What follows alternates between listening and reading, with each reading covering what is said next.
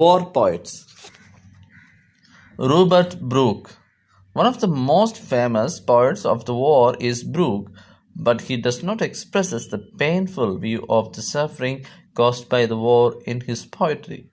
The romantic and patriotic view of many soldiers at the beginning of the war is reflected in one of his most famous poems. For Brooke, death for a soldier was a great sacrifice for his country.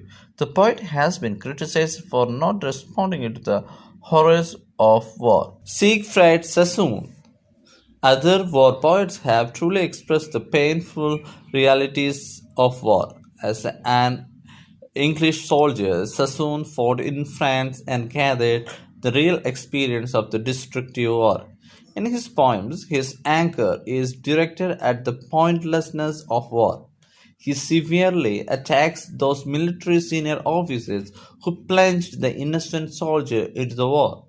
He hates those people at home who ignore the misery and sufferings of the soldiers. The poets accuse them of believing the false heroic stories of war told by government. Wilfred Owen.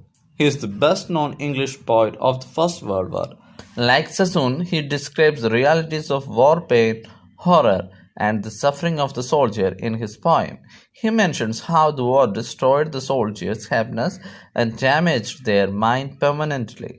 Owen did not accept the romantic and patriotic view of the war as Brooke did. Isaac Rosenberg. He belonged to a working class family and served as an ordinary soldier in the war.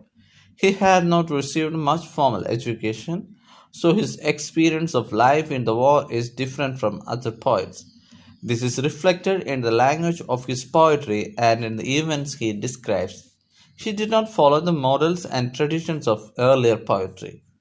He has used a new form of poetry to describe his new experience. His language has great life and energy. Conclusion. When the World War first came in 1914, the poets' minds were filled with heroic and nationalistic feelings. Their poems gave a romantic and patriotic view. Robert Brooke wrote representative poems giving a traditional view of war. His 5 war sonnets represent the romantic and enthusiastic feelings of the people, but in the later poems we see the sad realities of war. Siegfried Sassoon had fought in France and seen the death and destruction.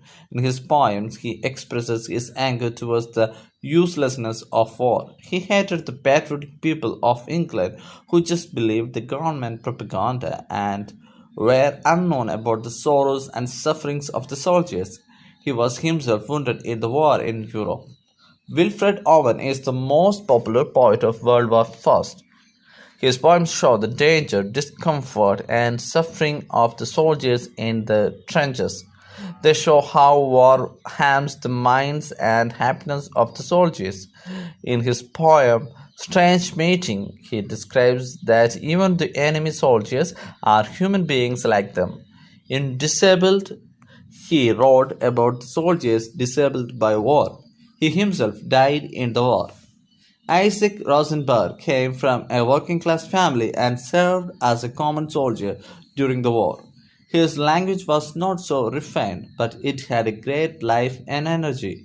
The difficulties of trench life and the inhumanity of killing is described in his poems Break of Day in the Trenches and Dead Man's Dump. The poets of the World War II were very different. As many people had suffered the darker side of the life during after-war period, they did not have the same hope and enthusiasm. These poets often showed a sense of tiredness and a sense of helplessness. The language was also plain and simple. Some of the poets of World War II were Sidney Keys, Alan Lewis, Roy Fuller, and Keith Douglas.